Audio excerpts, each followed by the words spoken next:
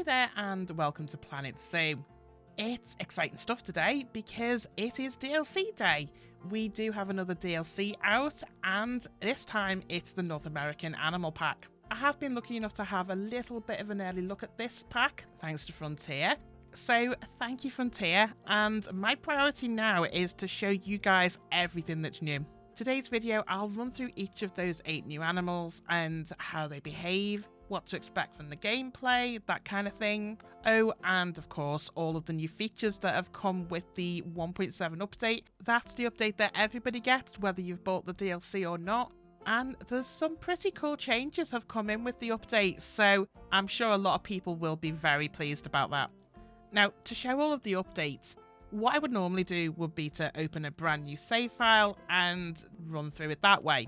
However, I've been busy on a secret project ever since the new pack was announced, and this is something that I've had in my head for a while because, I mean, we all pretty much knew there was going to be a North America pack at some point, and I was pretty sure it was going to be an animal pack as well. So knowing that there probably wasn't going to be new scenery coming along, I have been working on something. So to show you the new animals and updates, I'm going to use my shiny new zoo to do so. Although through the wizardry of editing, I will save you from having to sit through the load screen. So welcome to the new zoo, which is my North American mountain zoo. I'm pretty proud of this one so far.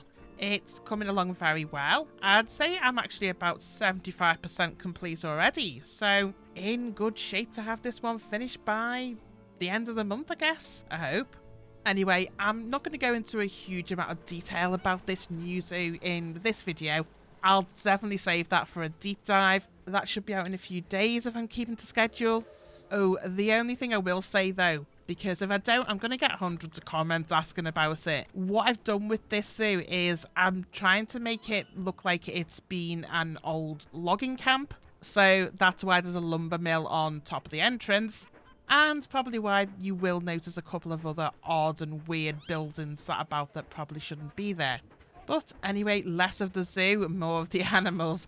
First up, we've got the North American Beaver. And these guys are very sweet. They're classed as pretty harmless social animals, so they don't get stressed that easily. They're good with interacting with humans. You can make walkthrough exhibits with them if you want to. On this occasion, I've decided not to have that because you've also already got the element of the deep diving, because I know the beavers are one of the new animals that will deep dive. So instead, I've got the viewer bit for the deep diving. Now, I can't remember exactly how many of the otters you have in one group, but I think it's more than the beavers. With them, you can have a maximum of 8, so that's 4 males and 4 females. The reproduction rate isn't crazy from what I've noticed so far. They will reproduce pretty quickly, but definitely not something anybody couldn't handle. For feeding, they feed on the wooden platform thing that, many of the animals are fed from that. And they also have the underwater deep diving enrichment food as well. Now with that, it says it's a plant one, but so far all I've noticed is fish still coming out of it, so could be a later update or tweaks. Something else to note about the beavers, they don't need anywhere near the amount of space I've given them here. I've just spread out a bit because I had the opportunity to. With this enclosure here, there's about twice as much land space here that needs to be, and about 3 times as much water as you would need. As far as enrichment goes, nothing stood out as being out of the ordinary. All the enrichment's the same as what you'd see with some of the other animals. Aside from this beaver pool, which I haven't seen them use this, but I'm assuming it's like the mud pools. That's probably it with the beavers, so let's have a look at the moose.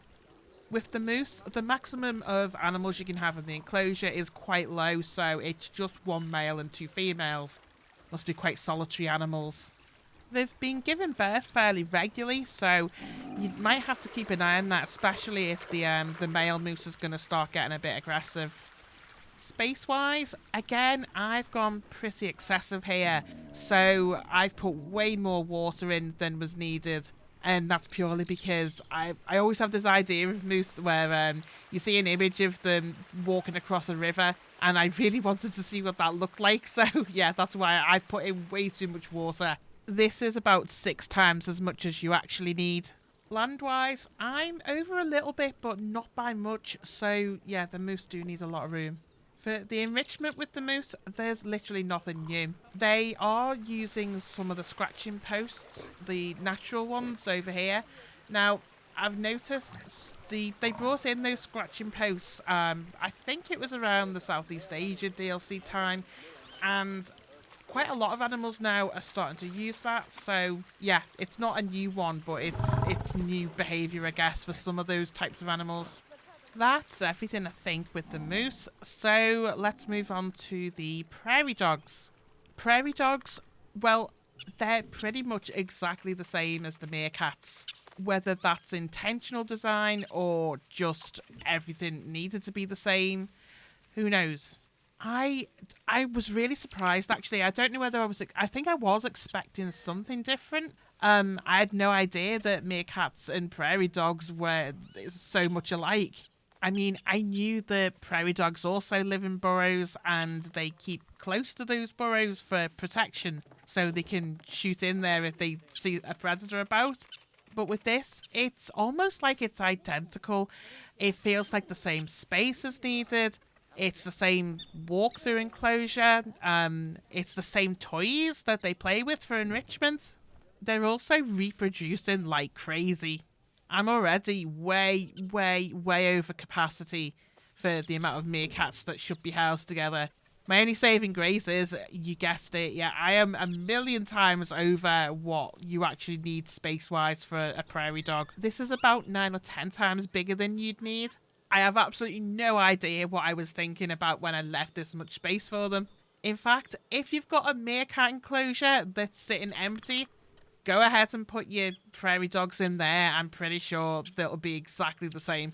I won't say any more about these guys because, yeah, I think I am a little bit disappointed. I was expecting something new from the prairie dogs, and there really isn't anything. It's just a meerkat in a different skin.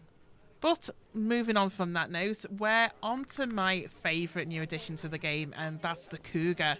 From the outside, I don't think they're that too similar to some of the other cats that we've got in the game. But from what I've seen so far, I'm just mesmerised. I could sit here watching the Cougars all day. Space-wise, they don't need as much as I've got here. I am bang on the money almost on this though, and that's because I've got a lot of rock work in here. I've spent a lot of effort doing this Cougar enclosure because I just fancied doing a nice one for once. So yeah, if you haven't got this many rocks, then you definitely won't need as much space as I've left here. Enrichment-wise, nothing out of the ordinary here either. Just using those enrichment trees again. Space-wise, obviously you can't go and congregate with a cougar. It did surprise me though, you can get away with the grade 3 fencing and not something higher. I've gone with half that and half the electric fence here just for aesthetic reasons.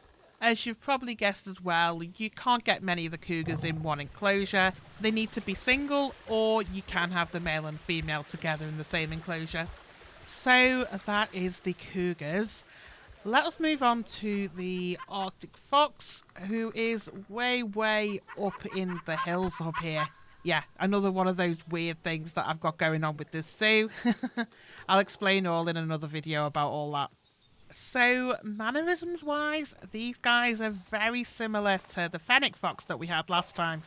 They're also a similar size, and by that I mean they're absolutely tiny. Far smaller than I thought they would ever be. Group size, I believe it's about 8, I think, that can live together. So 4 female, 4 male. They reproduce quite quickly, and the babies grow up super fast as well. I noticed that, so keep an eye on that. Interactive with humans, it is similar to the fennec fox, where they can get intimidated quite easily. So you're going to want to make sure you've got the one-way glass and keeping the noise down, things like that. For enrichments, there is this new tiny little skittle feeder, which obviously if the foxes are little, then of course that's going to be a little. But it did take me by surprise. It's quarter of the size of one of the tennis balls. That's about it though, I think, for new enrichments. Let's move on then to the final 3 animals. Now, the final 3, I didn't have enough time to place them properly, so I haven't made new enclosures for these guys. I've just kind of cheated and used the old enclosures. So, yeah, they will have nice shiny new enclosures in this park at some point. At the moment, I'm just using one of the old enclosures that I've made for similar animals to these ones before. So, likely one of the most eagerly anticipated animals in the new animal pack is the Californian sea lion. I think more so for what you can do with these guys in terms of making new enclosures and stuff like that. So yeah, they're pretty fun to watch. They definitely move differently than the grey seals do. You can get them living in up to groups of 15, which I think that's a little less than you could do with the grey seals. Space-wise, they're not happy with this space. Land-wise, they've got plenty of room. Even depth-wise, it's plenty deep enough. They just need more of the water. So when I come to make the proper habitat for these guys, going to have to make this a bit bigger than it is now. Enrichment-wise, there's no difference than there is for the seals here. So not even going to worry about that one. We'll just move on. New exhibit animal with the pack is the American Bullfrog. And these are pretty impressive, I think. This is like some pretty good animation. We've got some unique planting in here. I feel like as far as the exhibit animals go, this isn't a bad one. But on the other hand, I don't really focus on exhibit animals after I had a disaster in the early days and lost all my money on them. So I'm not really the expert to talk about these guys. So let's move on to the last new animal. So this is the American alligator. And as you can see, they're about as active as all of the reptiles are in this game. So not very. Needs-wise, it's pretty similar to every other reptile in the game. This kind of space here is perfect for them. It's the ideal size water, it's the ideal size land. They also only live in pairs, like most of the reptiles in the game. What did surprise me is when they gave birth, they only had one crocodile. And I don't know whether I'm just, basing too much on what I've seen on the TV, but I'm pretty sure when alligators give birth, there's a lot more than one. So, I don't know, maybe it was just a fluke and I only got one on the first go. Everything else with these guys, yeah, same enrichment, same food requirements, same space requirements. I guess it is, again, just one of those things where people have really wanted the alligator because you get to make the real enclosures for it and make it suited to the alligator. I am looking forward to making something a bit more unique myself when I get to do the alligator's enclosure here. Okay, so now we get to the really fun stuff. So firstly, there's a new way to create maps in-game, and that's by having an image that you upload into the game, and then somehow that translates into color coding it, and it becomes the map itself. I'll be honest, I've not looked into that one yet myself because I've been so snowed under working on this whole new zoo. But it's a significant change that people should be aware of. I did see you can now find terrain type under when you go to start a sandbox zoo. If you look under the tab that has where it says the difficulty, then it comes up with terrain, and it has different terrains for every of the biomes now. The different height ones are pretty cool, but personally I'd still rather make my own because I know what I have in my head when I want to manipulate the terrain. Kind of like what I'm doing now with this map, I had a very clear image of where I wanted the peaks and troughs of the hills to go, where I wanted the water to go. It is a bit time consuming having to make all that from scratch though, so hopefully the image thing might help that process. So yeah, maps thing should be good, but I haven't looked into it enough yet to be able to say myself personally whether it's a good thing. What is a good thing is there's a whole heap of things have been added to the facilities tab. I think the one everyone's going to be talking about is the new seating for talks. So you can gather people around to a specific talk and you just have both of these things down and then click the link button here. So yeah, just link up the seating and off you go. The other really great thing they've added in facilities is the guest barriers. Now, if you've never played Planet Coaster, you might be wondering why people are so obsessed with the barriers. Basically, it's kind of a way to direct guests to go the way you want them to on a path. So instead of having, because we all know the pattern's a bit squiffy in the game, so sometimes you have to have that little extra help to make sure that your guests aren't clipping through walls and things. And the way we've done that before is you just put a bin in their way, so they can't walk through a bin, so they'll just have to walk around it. But then you end up having people throwing trash into the wall and stuff, and it gets very complicated. Now that we have the barriers, basically, if you find that there's a problem area, put down a couple of the barriers, and people literally, they can't walk into that then. So thumbs up from me for this one. Alongside the guest barriers are some actual guest barrier signs. And no, I don't think these do anything on their own. You need the barrier there for it to work. It's basically just a sign. But finally, we've got one sign in the game that would be there in real life, and makes me so happy. Hopefully there's more on the way. That would make my day if we got a whole heap of these sort of signs.